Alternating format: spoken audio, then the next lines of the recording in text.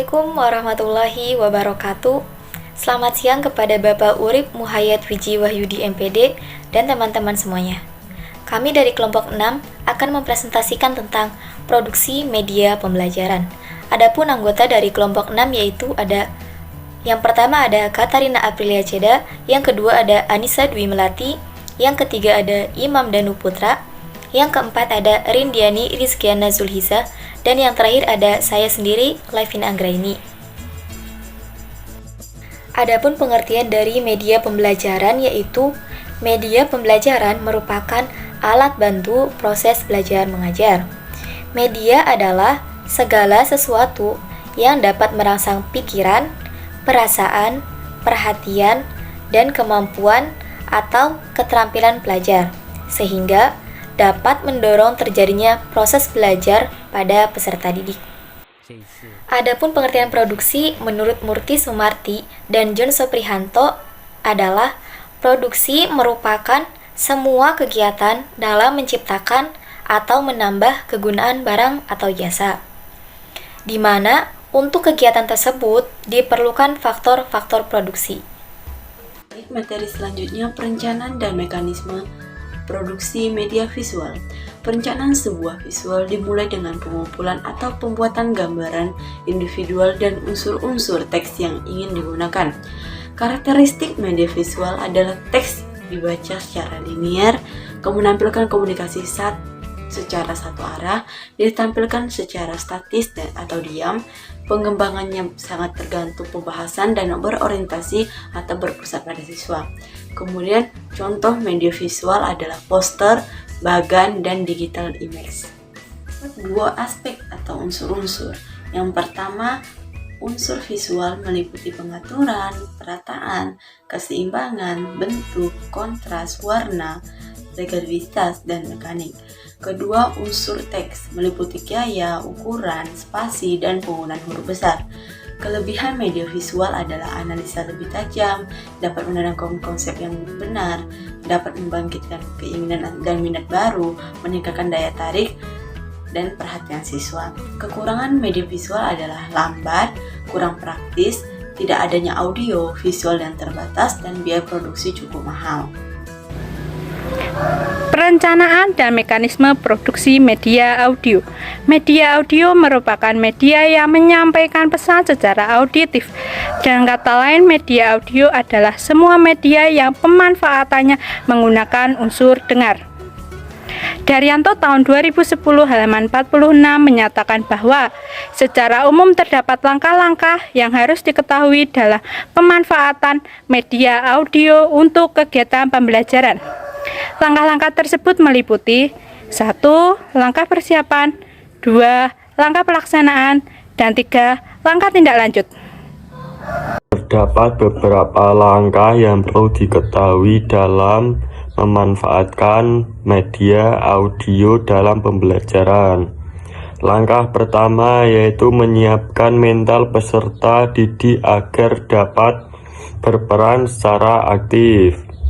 Kedua, pastikan bahwa peralatan yang akan digunakan untuk menampilkan program.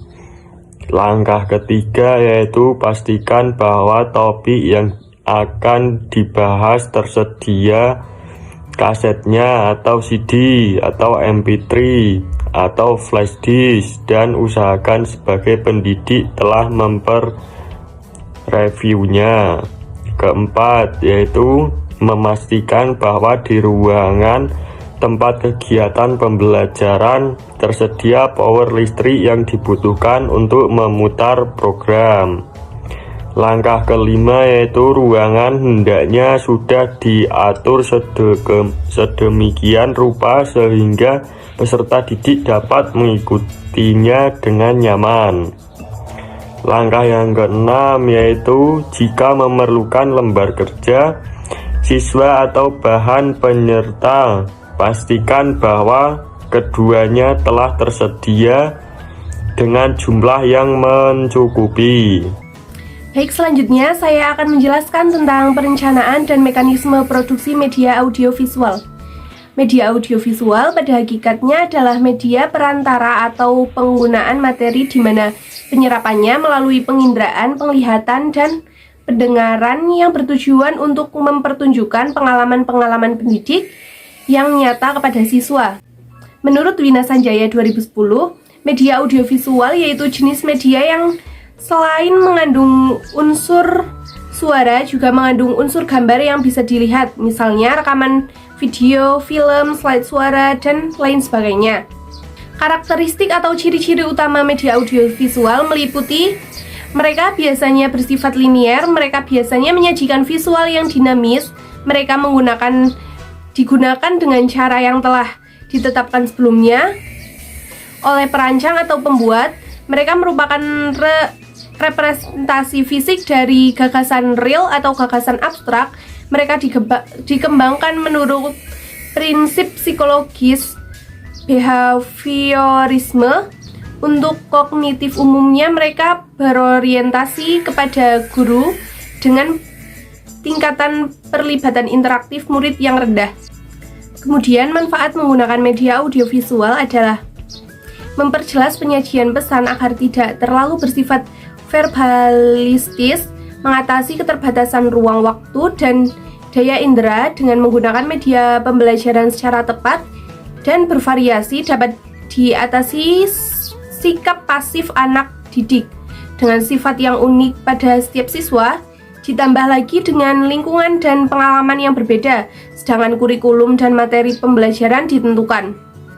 Kelebihan media audiovisual adalah menyajikan objek belajar secara konkret, dapat menjadi pemacu atau motivasi pembelajar atau pelajar untuk mencapai tujuan belajar psikomotorik dan dapat mengurangi kejenuhan belajar. Kekurangan media audiovisual adalah penggandaannya memerlukan biaya mahal, tergantung pada energi listrik, sifat komunikasi searah, dan mudah tergoda untuk menayangkan kaset CD bersifat hiburan. Sekian penjelasan materi dari kelompok kami, mudah-mudahan teman-teman bisa memahaminya. Bila ada tutur kata yang salah, kami mohon maaf. Wassalamualaikum warahmatullahi wabarakatuh.